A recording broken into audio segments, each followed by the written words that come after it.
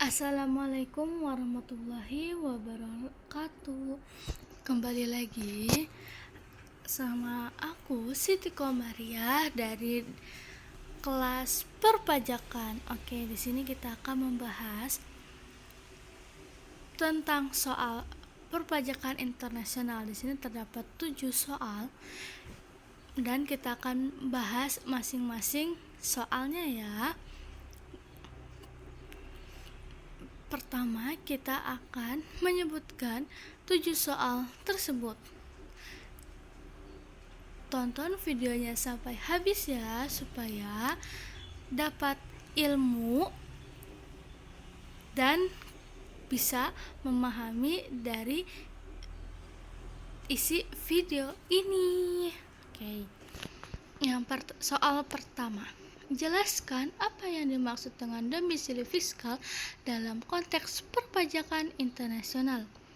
Mengapa status domisili fiskal penting dalam menentukan kewajiban pajak seseorang atau badan usaha? Kedua, sebutkan dan jelaskan kriteria utama yang digunakan untuk menentukan domisili fiskal seseorang.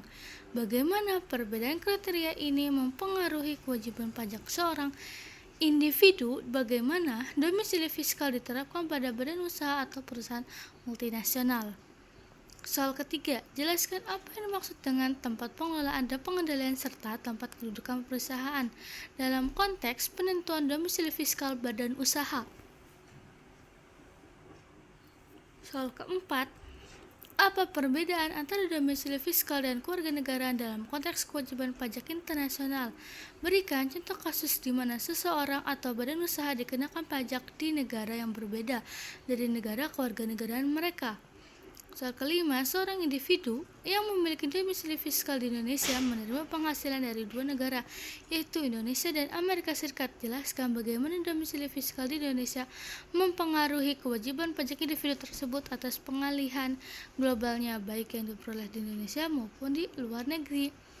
Soal keenam, bagaimana domisili fiskal mempengaruhi implementasi perjanjian penghindaran pajak berganda atau P3B antara dua negara.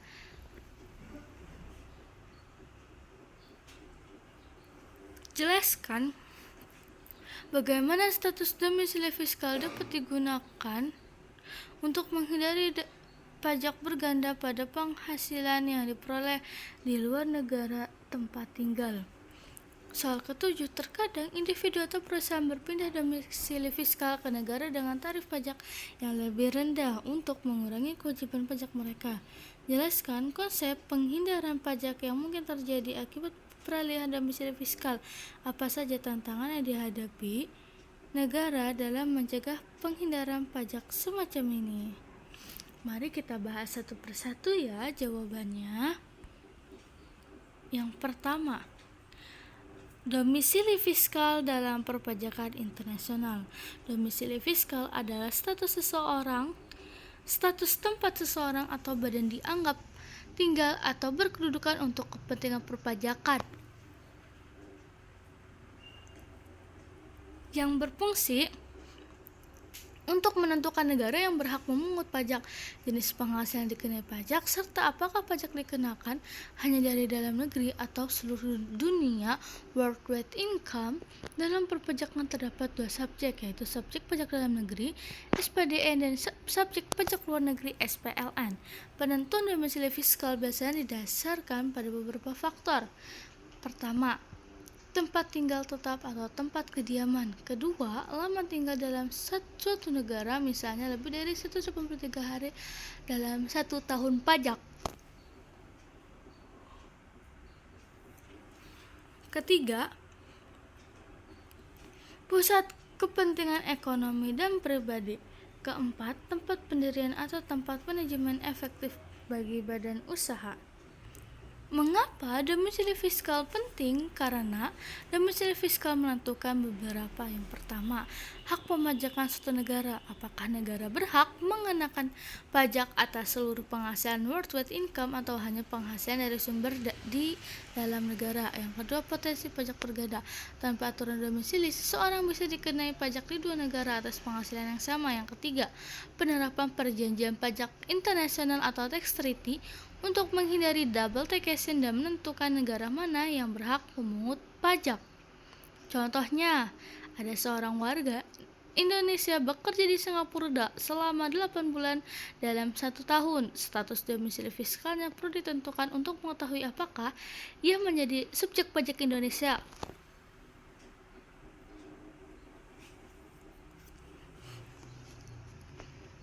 Singapura atau keduanya. Penentuan ini akan mempengaruhi negara mana yang berhak memajaki penghasilannya dan apakah ia berhak memperoleh fasilitas P3B untuk menghindari pajak berganda. Kita lanjut pembahasan jawaban soal kedua. Kriteria penentuan domisili fiskal individu.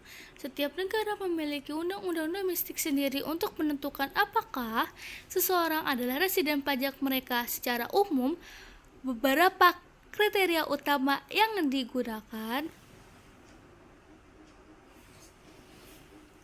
terdapat ada 4. Yang pertama, tempat tinggal tetap atau permanent home.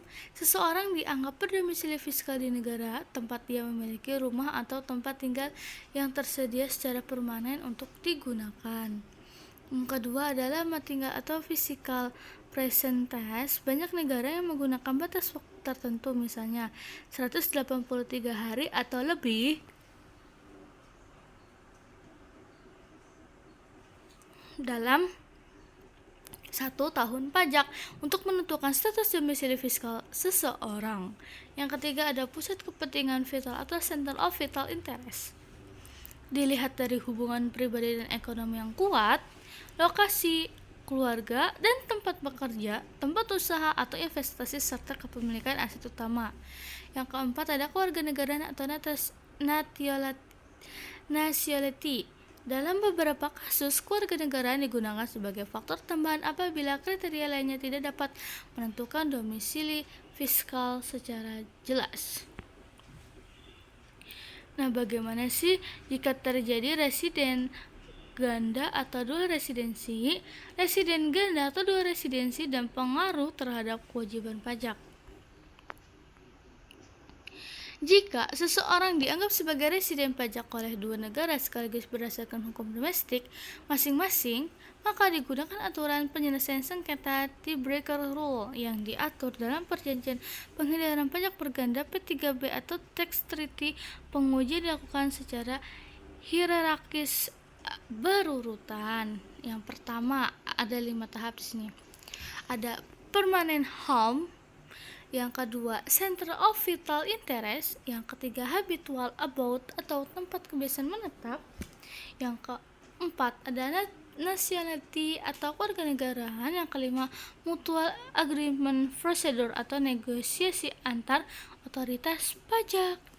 Nah, ada pengaruhnya juga loh. Pengaruh kriteria terhadap kewajiban pajak individu.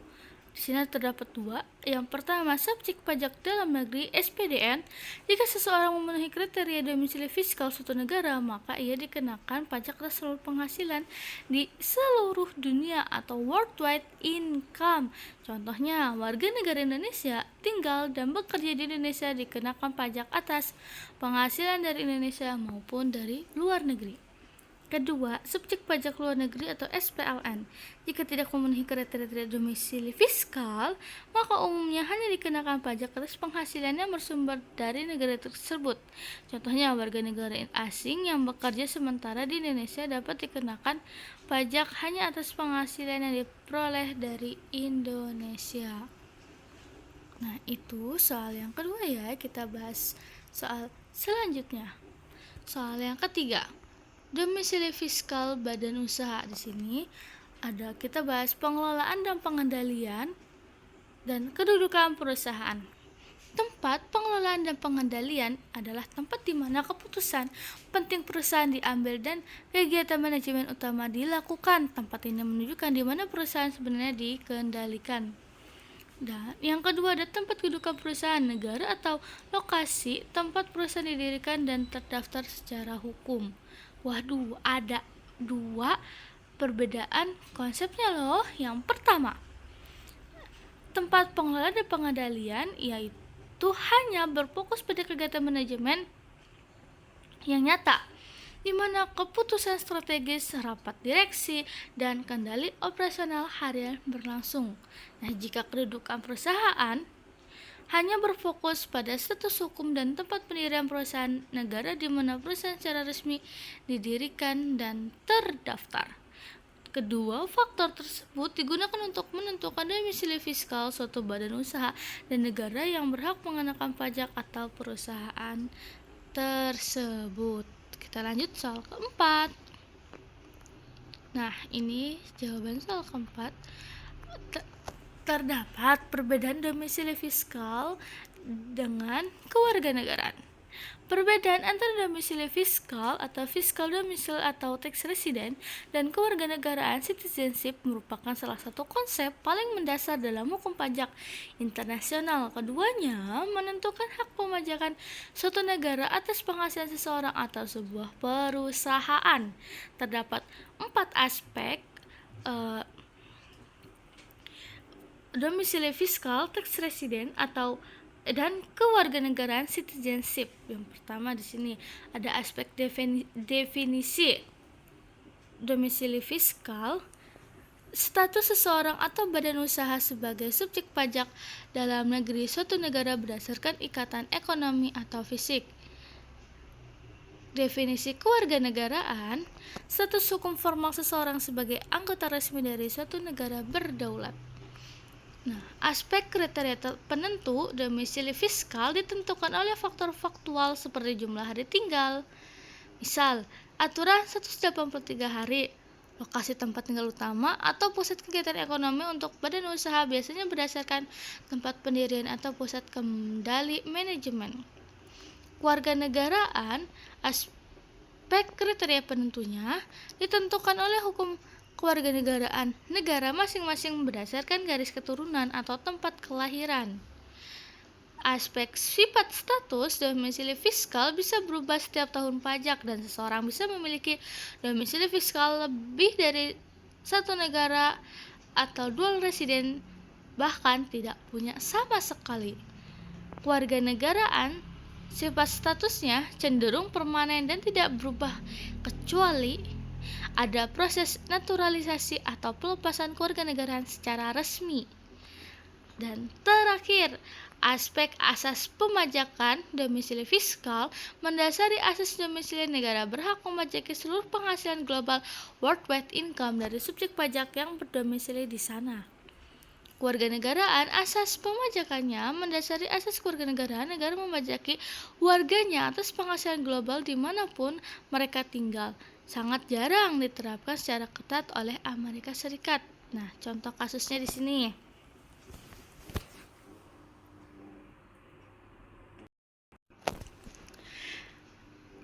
Hampir semua negara di dunia termasuk Indonesia, Singapura, Inggris, dan Australia menggunakan asas domisili sebagai dasar utama untuk memajaki individu, bukan kewarganegaraan.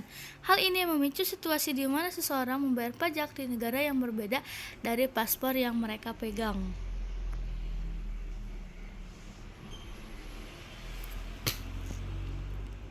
Kasus pertama ada individu atau ekspatriat. Contohnya, Budi adalah seorang warga negara Indonesia atau WNI pada Januari 2025. Budi mendatangani kontrak kerja dengan sebuah perusahaan IT di Singapura dan pindah ke sana.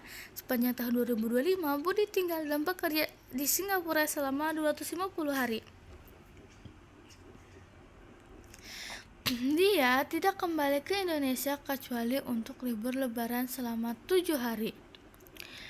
Nah, di sini kita akan bahas 3 ya. Pertama, status kewarganegaraannya. Budi tetap merupakan warga negara Indonesia karena memegang paspor Indonesia. Status domisili fiskalnya berdasarkan aturan domestik Singapura, tinggal lebih dari 183 hari Budi telah menjadi residen fiskal Singapura untuk tahun pajak tersebut. Kewajiban pajaknya, Singapura berhak memajaki pendapatan gaji Budi karena dia berstatus residen fiskal di sana. Sebaliknya, Indonesia akan mengategorikan Budi sebagai subjek pajak luar negeri SPLN jika memenuhi syarat durasi di luar negeri, sehingga Indonesia tidak memajaki penghasilan yang diperoleh Budi di Singapura. Contoh kasus kedua, badan usaha perusahaan.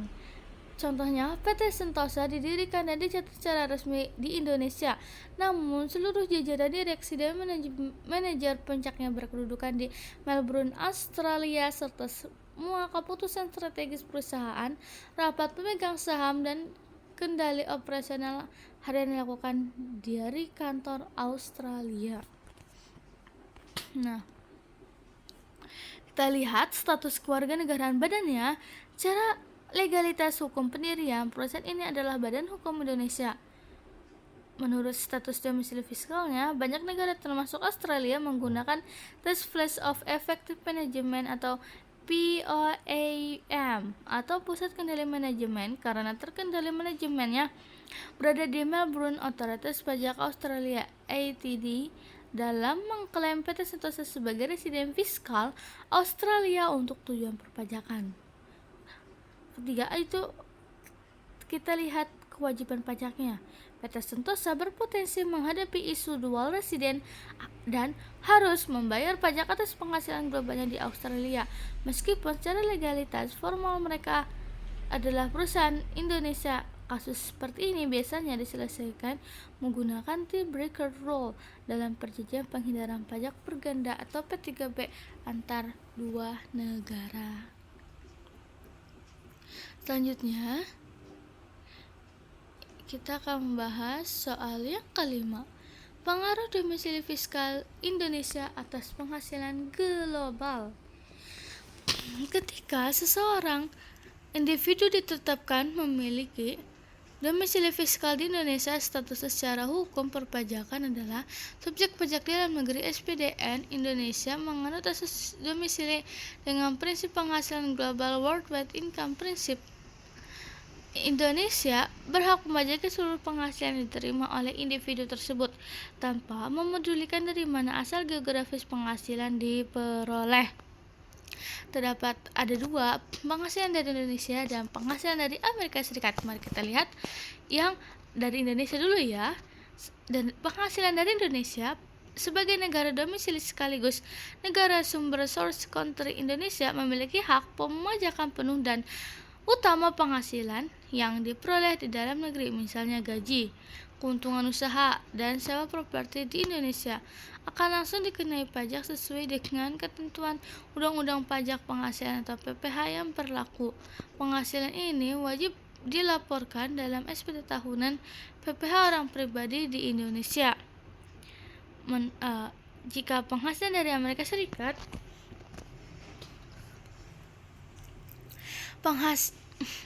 penghasilan tersebut diperoleh di luar yurisdiksi Indonesia atau AS Amerika Serikat, individu tersebut tetap wajib melaporkan dan membayar pajaknya di Indonesia.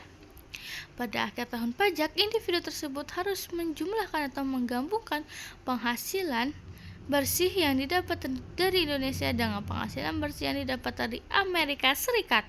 Total gabungan nilai yang menjadi dasar pengenaan tarif pajak progresi PPh pasal 17 di sana. Nah, di sini terdapat tantangan pajak berganda. Karena Amerika Serikat bertindak sebagai negara sumber penghasilan otoritas pajak atau IRS, kemungkinan besar juga akan memotong pajak atas penghasilan tersebut. Saat dibayarkan, situasi ini memicu terjadinya pajak berganda internasional atau double taxation, di mana satu objek penghasilan yang sama dipajaki oleh dua negara berbeda. Di sini ada mekanisme penyelesaian pajak bergandanya. Yang pertama ada pelaporan, yang kedua ada penghitungan, yang ketiga ada klaim kredit, yang keempat ada pembayaran. Secara singkatnya, pajak yang sudah dipotong atau dibayarkan di Amerika Serikat dapat dijadikan pengurang atau kredit pajak terhadap total pajak terutang di Indonesia. Namun, jumlah kredit pajak yang boleh dikurangkan dibatasi oleh aturan perundang-undang, yaitu sebesar nilai yang paling kecil di antara satu, jumlah pajak yang senyatanya dibayar atau terutang di Amerika Serikat, dan kedua, jumlah pajak yang dihitung berdasarkan perbandingan antara penghasilan Amerika Serikat dan total penghasilan gabungan dikalikan total pajak terutang Indonesia. Catatan penting terkait tax treaty, perjanjian penghindaran pajak berganda atau P3B antara Indonesia dan Amerika Serikat juga berfungsi mengatur batas maksimal capping tarif pemotongan pajak di negara sumber Amerika Serikat untuk jenis penghasilan tertentu seperti dividen, bunga, atau royalti individu tersebut. Dapat memanfaatkan fasilitas ini dengan menyerahkan surat keterangan domisili atau SKD from Digiti kepada pihak pemotong pajak di Amerika Serikat agar pajak yang dipotong di Amerika Serikat tidak melebihi batas tarif treaty. Selanjutnya, kita akan bahas soal jawaban ke-6. Domisili fiskal dan implementasi P3B. Perjanjian penghindaran pajak berganda atau P3B adalah perjanjian antara dua negara yang bertujuan untuk mencegah pengenaan pajak berganda atas penghasilan yang sama dan menghindari pengelakan pajak. Dalam penerapannya, domisili fiskal sangat penting karena menentukan negara mana yang berhak memberikan manfaat P3B dan negara mana yang memiliki hak utama untuk mengenakan pajak. Di sini ada 3 peran domisili fiskal dalam P3B. Yang pertama, menentukan status penduduk pajak. Hanya wajib pajak yang merupakan penduduk pajak atau tax resident dari salah satu negara yang terkait P3B yang dapat memanfaatkan ketentuan P3B. Status ini biasanya dibuktikan dengan Certificate of Residence atau COR atau surat keterangan domisili atau ASKD. Yang kedua, menentukan hak pemajakan. Negara sumber penghasilan dapat mengenakan pajak dengan tarif tertentu sesuai P3B. Negara domisili tetap dapat mengenakan pajak atas penghasilan global wajib pajak, tetapi harus memberikan mekanisme penghindaran pajak berganda. Yang ketiga, menyelesaikan dual resident. Jika seseorang dianggap sebagai penduduk pajak di dua negara sekaligus, P3B menggunakan aturan tiebreaker rule untuk menentukan satu negara domisili fiskal yang diakui. Di sini ada cara menghindari pajak berganda.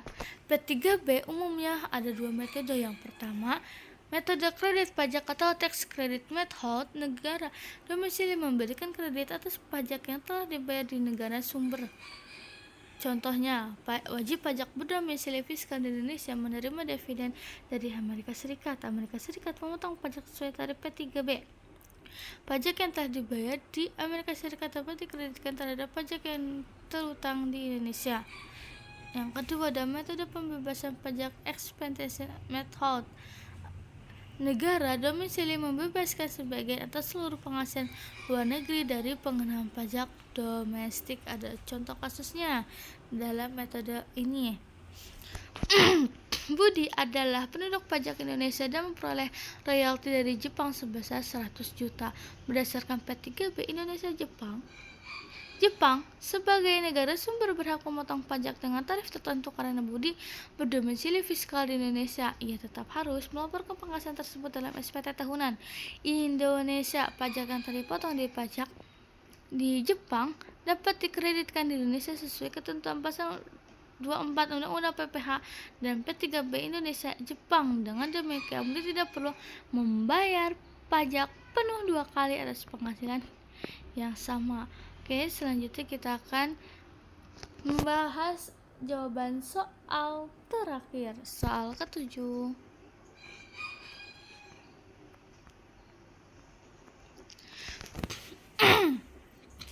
Penghindaran pajak melalui peralihan domisili fiskal. Praktik memindahkan domisili fiskal ke negara dengan rezim pajak yang lebih longgar atau sangat rendah dikenal secara global sebagai bagian dari strategi perencanaan pajak internasional (international tax planning). Namun batas antara perencanaan yang legal dan penghindaran pajak yang agresif seringkali menjadi sangat tipis. Ada 3 konsep penghindaran pajak via peralihan domisili. Yang pertama, shell companies di tax haven. Perusahaan tidak memindahkan operasional realnya, melainkan mendirikan entitas hukum di negara surga pajak, tax haven atau low tax jurisdiction, melalui teknik seperti transfer pricing atau menentukan harga transaksi antar afiliasi atau pembayaran royalti dan bunga buatan. Keuntungan dari negara bertarif pajak tinggi dialihkan ke entitas di negara domisili baru tersebut. Yang kedua, eksploitasi perbedaan hukum atau tax arbitrage. Wajib pajak memanfaatkan celah perbedaan definisi residen fiskal antar negara. Mereka sengaja mengatur kondisi agar tidak memenuhi syarat sebagai residen fiskal di negara asal tempat mereka mencari uang, tetapi terdaftar sebagai residen di negara baru yang menawarkan insentif bebas pajak atas penghasilan luar negeri, territorial tax system.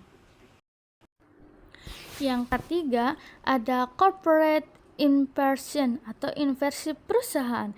Ini terjadi ketika sebuah perusahaan multinasional merestrukturisasi dirinya sedemikian rupa sehingga korporasi induk di negara asal dibeli oleh entitas asing yang baru didirikan di negara dengan tarif pajak lebih rendah. Secara hukum, domisili fiskal korporasi induk berpindah meskipun manajemen operasionalnya tidak bergerak 1 inci pun. Di sini terdapat 3 tantangan negara dalam mencegah penghindaran pajak. Yang pertama, membuktikan substansi ekonomi atau substance over form. Tantangan terbesar otoritas pajak adalah membuktikan bahwa perpindahan domisili tersebut hanyalah di atas kertas, menentukan apakah suatu perusahaan benar-benar dikendalikan dari luar negara, atau mencari tahu apakah seseorang miliarder benar-benar tinggal di negara tax haven membutuhkan pembuktian faktual yang sangat rumit. Negara harus membuktikan di mana keputusan strategis diambil, flash of effective management, atau melacak detail logistik harian individu. Yang kedua, kompetensi pajak antar negara, tax competition. Ketika suatu negara memperketat aturan pajaknya, negara lain justru sengaja menurunkan tarif atau menawarkan skema golden visa kewarganegaraan atau hak tinggal dengan imbalan investasi untuk menarik modal. Kompetisi global ini menciptakan insentif yang terus-menerus bagi wajib pajak yang berpindah domisili. Yang ketiga, keterbatasan aturan domestik tradisional. Aturan hukum pajak lama dirancang berbasis batas fiskal dan kehadiran geografis yang kaku. Di era ekonomi digital, sebuah bisnis bisa sangat efektif dan menghasilkan jutaan dolar di suatu negara tanpa perlu memiliki kehadiran fisik kantor atau karyawan. Di sana, membuat penentuan domisili berdasarkan aturan tradisional menjadi tidak efektif. Terdapat 4 instrumen penangkal modern. Yang pertama ada CFC rules, Controlled Foreign Corporation rules, aturan yang memungkinkan negara asal untuk tetap memajaki keuntungan perusahaan anak di luar negeri yang dikendalikan oleh warga negaranya. jika perusahaan anak tersebut berada di negara tax haven dan tidak membagikan dividen. Yang kedua ada exit tax, pajak keluar. Pajak yang dikenakan atas keuntungan yang belum direalisasikan ketika individu kaya atau perusahaan memutuskan untuk memindahkan domisili fiskal mereka keluar dari negara tersebut. Yang ketiga ada AAOE CRS, Automatic Exchange of Information atau Common Reporting Standard, kerjasama global di mana perbankan berbagai negara secara otomatis melaporkan data keuangan warga asing ke negara asal mereka, sehingga menyulitkan individu menyembunyikan aset di luar negeri. Yang keempat, pilar 2 OECD Global Minimum Tax, kesepakatan global yang mulai diimplementasikan secara luas guna menetapkan tarif pajak korporasi minimum global sebesar 15%. Ini didesain khusus untuk mengakhiri era perlombaan penurunan tarif pajak atau race to the bottom antar negara.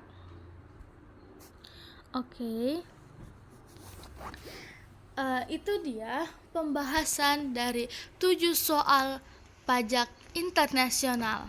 Nah, semoga apa yang telah aku sampaikan bisa kalian pahami ya. Belajar pajak itu seru loh, dan banyak materi dan pembahasan yang sangat penting tentang pajak. Jangan lupa ya, belajar pajak karena bisa untuk menambah pengetahuan kita tentang pajak di dalam negeri dan pajak di luar negeri. Sekian dari saya, Siti Komaria. Mudah-mudahan videonya sangat membantu dan berguna untuk kalian semua ya. Sampai jumpa di video selanjutnya, akan ada pembahasan yang seru lagi. Jangan bosan-bosan ya. Assalamualaikum warahmatullahi wabarakatuh. Bye bye.